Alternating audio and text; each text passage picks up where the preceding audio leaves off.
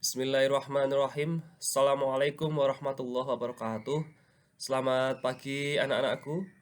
Semoga dalam keadaan sehat walafiat. Hari ini kita ada pelajaran bahasa Indonesia. Silahkan bisa dibuka LMS kalian ya di ujian.smkmaarifnutirto.sch.id ya. Pastikan kalian sudah punya username dan passwordnya. Kalau sudah muncul seperti ini, cari pelajaran bahasa Indonesia, kemudian diklik ya. Di sini nanti akan muncul pertemuan kedua. Minggu kemarin kita sudah membahas tentang pengertian dan struktur teks laporan hasil observasi. Hari ini ya, tanggal 12 Agustus 2021, kita akan belajar tentang kaidah kebahasaan dalam laporan hasil observasi. Di Moodle kalian sudah ada dua aktivitas ya. Nanti bisa dibuka. Yang pertama adalah tentang materi ya. Di sini kalian bisa saling diskusi di halaman bawah ini ya. Ini notes atau question. Barangkali ada pertanyaan, kalian bisa ketikkan di question. Kemudian kalau ada sesuatu yang ingin dicatat, dicatat di sini ya. Nanti teman-teman kalian atau Bapak akan berkomentar di dalam aktivitas ini. Kemudian yang kedua, kembali lagi ke bab 1 ini, diklik ya. Ada tugas anak-anakku. Setelah kalian membaca materi, berdiskusi di aktivitas tadi, aktivitas selanjutnya adalah kita akan belajar membuat kaidah kebahasaan dari teks laporan hasil observasi yang berjudul kunang-kunang ya. Ini nanti kalian tinggal menjawab, kemudian dikirim lewat ini aja ya. Kalian tidak usah mengirim lewat WhatsApp atau yang lainnya. Jadi semua pembelajaran online itu lewatnya LMS ini ya. Saya akan menampilkan materi sedikit.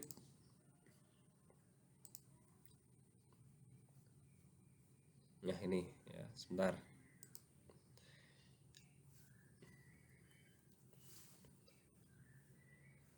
Materi hari ini adalah menggunakan kaidah kebahasaan dalam laporan hasil observasi. Untuk kaidah kebahasaan di dalam laporan hasil observasi, yang pertama adalah kalimat definisi dan kalimat deskripsi. Apa itu kalimat definisi? Kalimat definisi merupakan kalimat yang menjelaskan suatu hal, baik benda hidup maupun benda mati secara umum. Ya. Ciri-cirinya adalah ada kata adalah, merupakan, dan yaitu. Ini ciri-ciri yang ada di dalam kalimat definisi.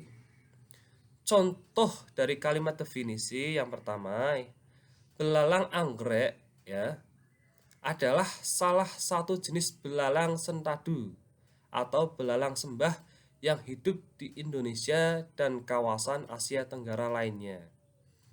Di dalam kalimat pertama, ini ada kata adalah ya. Ini merupakan salah satu ciri dari kalimat definisi ya.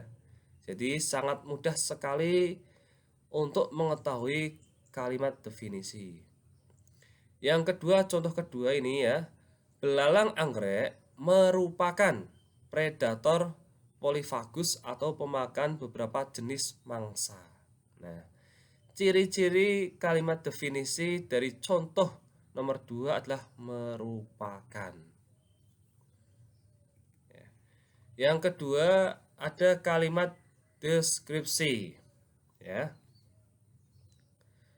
Yaitu kalimat yang menggambarkan sifat-sifat atau ciri-ciri yang khusus atau spesifik dari suatu benda.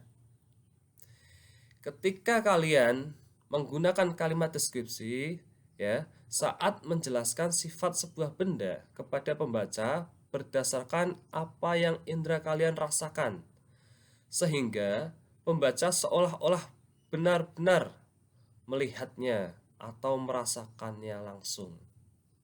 Contoh ini, tubuh mereka berwarna putih dengan aksen merah, mudah, lembut atau cerah.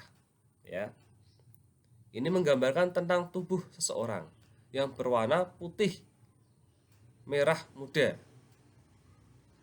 Contoh kedua, sayap depan berfungsi melindungi sayap belakang sehingga teksturnya lebih keras. Ini merupakan contoh kalimat deskripsi. Nah, selain menggambarkan sifat atau ciri khusus suatu objek, kalimat deskripsi juga dapat menjelaskan sebuah aktivitas yang dilakukan objek tertentu. Kalimat ini menggunakan kata kerja material atau kata kerja yang menunjukkan tindakan suatu benda, binatang, manusia, atau peristiwa. Contohnya, ini ya. Rongga itu memperkuat suara yang dihasilkan oleh getaran timbal. Ya. Ini kata-kata memperkuat ini merupakan kata kerja. Saat bertelur, ya, tonggoret betina menempelkan telur-telurnya di cabang atau di batang pohon dan rerumputan. Nah, ini contoh yang kedua ya.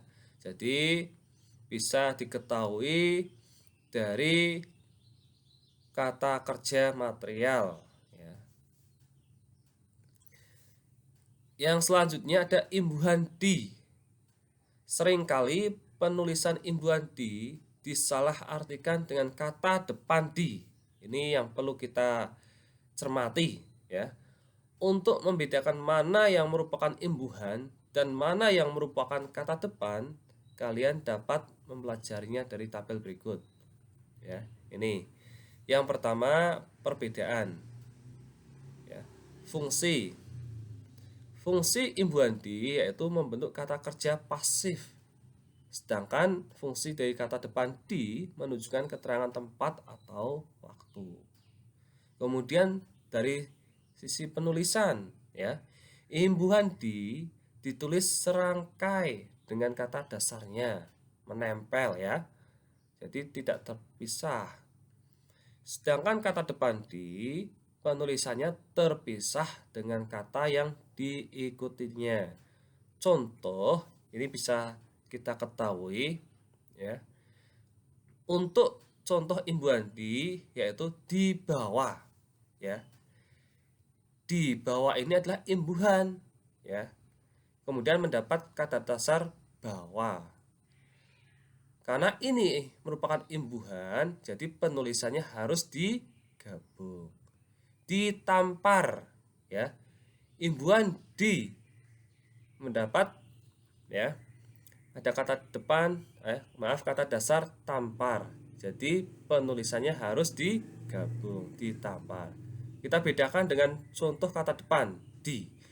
Di jalan menunjukkan tempat ya. Kemudian ada kata dasar jalan. Di jalan. Ini penulisannya harus dipisah.